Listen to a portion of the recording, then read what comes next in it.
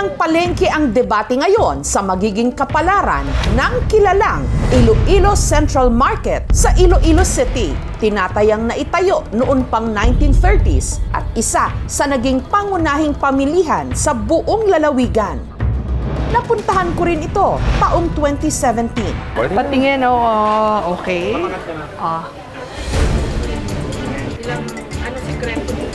Ang bango. Pero sa ngayon, dahil hindi na raw ligtas ang gusali, ang Iloilo City Cultural Heritage Conservation Council at ang city government, sa halip na ito'y i-renovate, tuluyan na nila itong ide-demolish para sa mas ligtas at moderno nilang palengke. Mas maganda na demolish gawa ng dati, talagang sira-sira na. Nagulat nga kami bakit lahat na naubos na nila.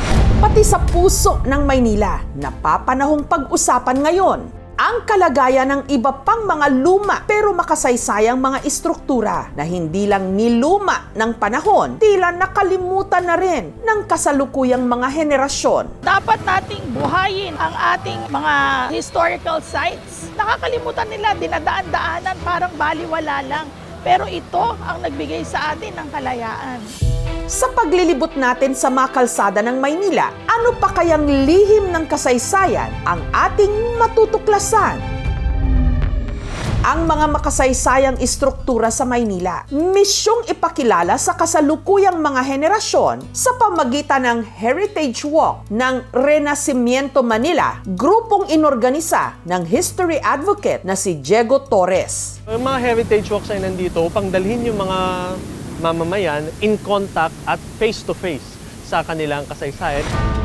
Kung makakapagsalita lang daw ang una nating destinasyon, tiyak, marami itong maikukwento. Sa kalsada kasing ito sa Santa Cruz sa Maynila, nabuo ang napakaraming istorya na minahal nating mga Pilipino.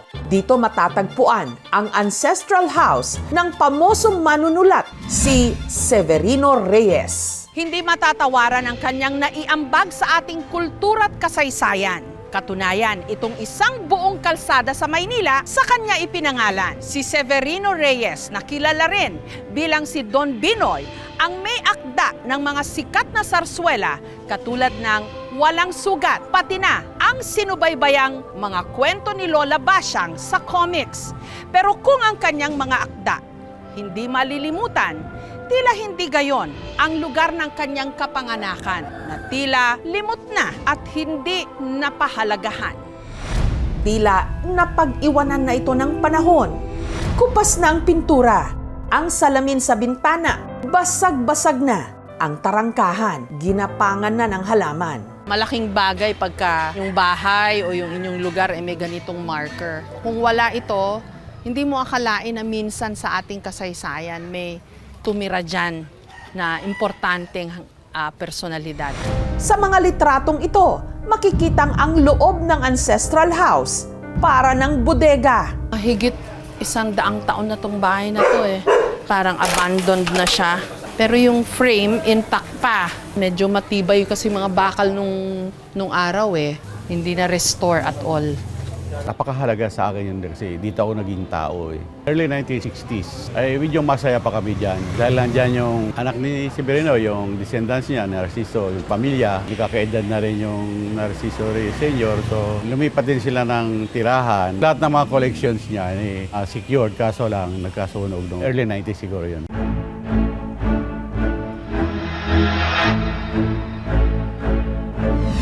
Si Severino Reyes, binansagang ama ng sarswelang Tagalog. Napakalapastangan ng mga tao ngayon. Sarswela o dula na may kasamang awit at sayaw sa makabagong tawag. Isa sa pinakasikat niyang obra, ang Walang Sugat, na itinatanghal pa rin sa mga teatro magpahanggang ngayon. Matapang siya pero yung style niya swabe. Swabe. Kaya nakakalusot. Yes. Meron siya mga paraan para hindi ganun ka-antagonistic yung mensahe. Pero kung Filipino audience ka, gets mo siya. Isa rin si Severino Reyes sa nagtatag ng Liwayway Magazine taong 1922. Inilathala niya sa Liwayway ang isa sa pinakasikat niyang akda, ang mga kwento ni Lola Basyang. Gusto ko na pong madinig ang mga kwento ni Lola Basyang. Nakalaunan, ginawan pa ng pelikula at bersyon sa telebisyon. Hindi lang alam ng marami, kahit nga ako recently ko lang nalaman na si Lola Basyang po pala, hindi ho totoong lola, kundi si Severino Reyes mismo.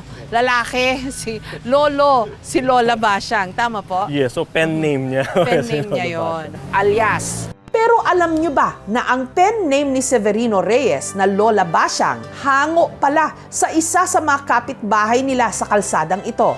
Ang tanyag na matriarch mula pamilya Zamora sa Quiapo, Manila, si Gervasia Guzman de Zamora. Si Lola Basyang, kilala niya? Ba? Totoo? Alam niyo ho na may kapitbahay kayong sikat na tao sa kasaysayan natin. Oo, at kasi ma'am, yung tinitahan ko sa kanila din yun eh.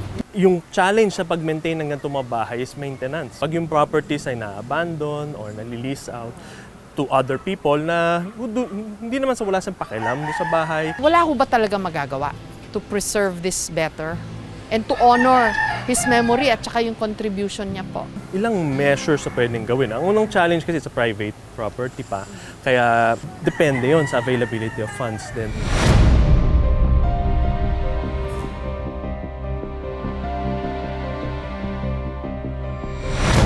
Lakad tayo pa Recto Avenue. Sa kanto lang kasi nito at ng Elcano Street, mababalikan ang eksaktong lugar kung saan itinatag ni Gat Andres Bonifacio ang KKK, kataas-taasan, kagalang-galangan katipunan ng mga anak ng bayan. Taong 1896, sinimulang ilathala ng katipunan ang pahayagang Ang Kalayaan, na isa sa mga gumising sa kamalayan ng mga Pilipino noong panahon ng mga Kastila. Ang nagsilbi nitong punong patnugot o editor, ang tinaguriang utak ng katipunan, si Emilio Jacinto.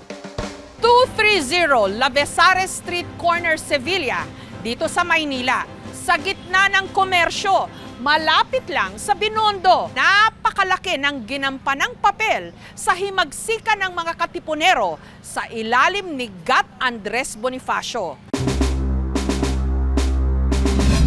So ito na po yung marker where Ang Kalayaan was printed. Nakalagay din, original house was destroyed in 1945 in the Battle of Liberation of Manila in the Second World War. Nothing was retained from its historical significance.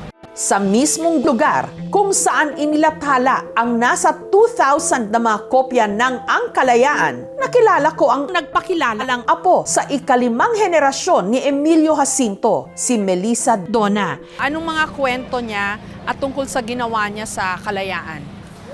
Una po talagang nagtatago yung mga Jacinto eh. Kaya po nagpalit kami ng apelido. Ginamit po nila yan sa pagkakalap ng mga katipunero nung araw. Dalasan, ang mga katipunero magkakamag-anak. Palihim kasi. Nung lumaki na sila, kailangan na nilang mag-aklas. Isinulat nila ang Kalayaan para pag-aalabin ang mga puso't damdamin ng mga Pilipino para makapag-aklas sila sa Kastila. Pero dahil patagong inimprenta noon ang Kalayaan para linlangin ang mga Kastila, ang nakasulat na patnugot nito si Marcelo H. del Pilar na nooy nasa Espanya. At kunwari, pinalabas nila na ang pahayagan, inilimbag o inimprenta sa Yokohama, Japan at hindi sa lugar na ito sa Maynila. Printing press bali ito dati? Actually, tahanan siya. No? Okay. Siya tahanan ni Pio Valenzuela, paupahan. At nung si Pio Valenzuela ay naging piskal ng Katipunan, isa sa mga talagang nilaban niya ay magkaroon ng printing press. Okay. Kasi nung panahon na yun, napakahalaga ng press sa pagpapakalat ng balita. Ang paglimbag o pagprint noon ng Ang Kalayaan, malaki raw sakripisyo, lalo't patago. Wala pa sigurong typewriter nun eh, no? Yes, so yun siya yung physically tina-typeset lahat ng mga pieces niya. Kulang sila actually sa mga typeset, yung mga letters. Kaya bumili sila sa may Carriedo, sa Santa Cruz, sa Quiapo, at kinakailangan pa na ibang members na actually manguha mula sa Diario de Manila na nando sa Intramuros ng mga typeset para makumpleto nila. Kaya mabagal yung publication ng newspaper. Dapat nating buhayin ang ating mga historical sites. Nakakalimutan nila, dinadaan-daanan, parang baliwala lang. Pero ito ang nagbigay sa atin ng kalayaan. Ang last stop natin, isang magulong eskinita sa Quiapo, kung saan nakatindig pa rin hanggang ngayon ang itinuturing na tahanan ng mga Katipunero, ang Bahay Nakpil Bautista. Nagsilbi kasi itong tirahan ng ilang importanteng tao sa ating kasaysayan, gaya ng kinilalang lakambini ng Katipunan na si Gregoria de Jesus o Oriang, ang byuda ni Supremo Andres Bonifacio, na kalaunan pinakasalan ng musician at composer na si Julio Nakpil. Ang mga natira dito were directly active participants in the history of the Katipunan. Itinayo ito taong 1914. Sa ngayon, isa na itong museum. For a basic tour, it's 80 pesos. Magastos ma-maintain. We have to ask people to pay a certain amount. Ang tiket ng mga bisitang papasok dito, replika ng sedula na pinunit ng mga Katipunero noong himagsikan.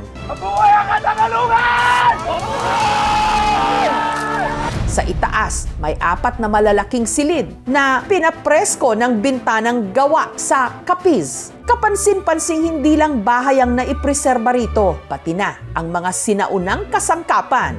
Narito ang ilang gamit ni Oriang. Meron din ditong maliit na silid-aklatan. Yung responsibility, it goes both sides, no, sa owner and at the same time doon sa national government natin through the national heritage agencies natin katulad ng NHCP. Yan yung kaakibat na penalty pag halimbawa sa itsura niya ay hindi mo siya inaayos. Nasa building code yun eh. At the same time, sa heritage law naman natin, may sinasabi na kung halimbawa hindi kaya ng may-ari na i-repair o ayusin yung structure niya, pwedeng mag-take over yung government para tulungan sa pamamagitan ng isang compulsory repair order na pangalagaan yung structure na yun. Hindi lang pamahalaan dapat ang nangangalaga dyan. Lahat ng mamamayan ay dapat kasama. Mahirap talagang i-preserve ang pamanang pangkasaysayan kasi talagang mahal, may cost. At hindi rin lahat ay ating pine-preserve. Pero pinipili natin, ano ba yung may saysay sa atin? Nagiging makasaysayan lang isang bagay kung nalalaman natin yung kwento nito, yung saysay nito, at nagiging makabuluhan na siya sa buhay natin at sa puso natin. Ang mga lumang istrukturang ito, patunay na ang ating mga bayani at mga kilalang personalidad noon, hindi lang mga tauhang nailimbag o naisusulat sa mga libro, kundi nabuhay at tumindig bilang Pilipino. Pero anong pagpapahalaga ba ang naibibigay natin sa kanila kung sa ganitong sitwasyon natin sinasariwa ngayon ang mga iniwan nilang alaala? Thank you so much mga kapuso. Kung nagustuhan niyo po ang videong ito, subscribe na sa GMA Public Affairs YouTube channel. Don't forget to hit the bell button for our latest updates.